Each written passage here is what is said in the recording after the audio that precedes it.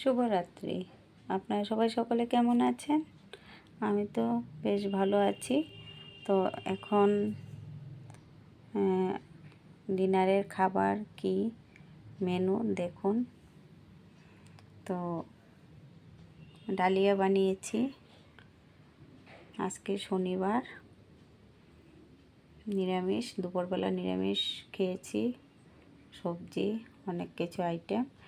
আর এখন বানিয়েছি ডালিয়া আর 3 রকম ভাজা বানিয়েছি।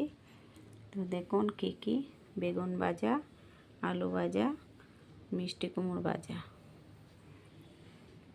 তো আমরা দুজনে এখন খেয়ে নেব। আপনারাও খাওয়া দাওয়া করুন, কি কি খাবেন জানাবেন। আমরা তো এটুকুই খাই। তো ভালো থাকবেন। শুভরাত্রি,